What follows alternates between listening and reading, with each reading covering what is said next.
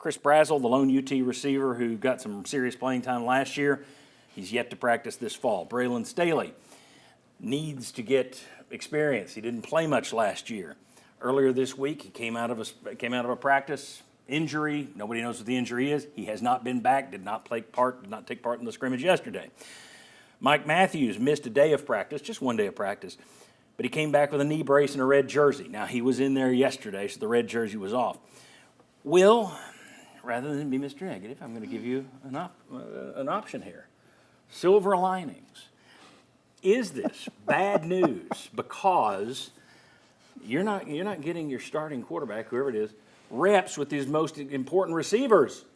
Or, hey, it's a good thing, as I've been told. It's a good thing because you're getting the young guys reps. You need to get those young guys experience. So is it bad or good? Definitely bad. Of course Josh Heupel doesn't play young receivers. We've seen that, and he doesn't play a lot of receivers. He may have to this year. He doesn't use a lot of the depth. I mentioned this to Tyler last week during our show, and I was talking to you guys about it off the air.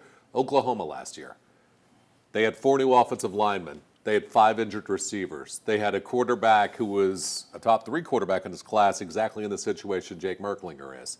You need those receivers to be there at the end of the day. And you're right. That's the biggest concern that I have is you need Joey Aguilar. He already has way too short of a clock. You need him to build as much of rapport and have as much communication and understand the receivers he has. You need all of this practice time, and you're not getting this practice time right now for Joey Aguilar with those receivers.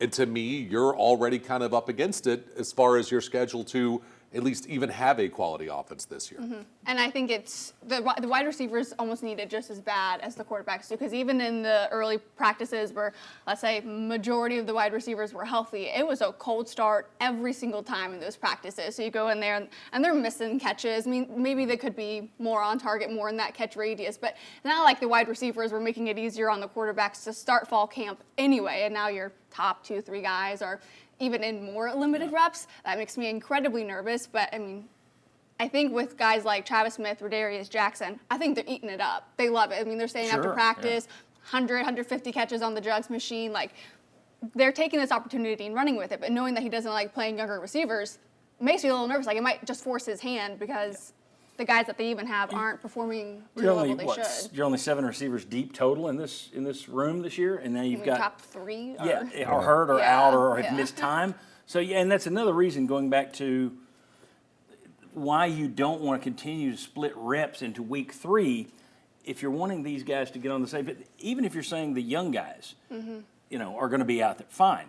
Let's get them on the same page. Get them to start understanding. Oh, he likes me to run my route like this. Oh, he likes to, when he's looking this way, he means this. Just the little looks that you give a receiver. Well, I know Braylon Staley's doing that. He's like in Kelsey Pope's office. I think we were talking on the Sports Handler the other day. In the office all the time, but now you're not really on the field. So how are you able to translate it? So I think everybody's like, their handicap is a a little bit greater this season, I think. Bob, different quarterbacks throw the ball in different ways. Yeah. You're adjusting to, I mean, Joe Milton is different than Nico Iamaleava is different from Hendon Hooker. Those guys are different in the way they throw the ball, and it would help if you've got the same receivers working with the same quarterback who they know they're going to be on the field with in a month.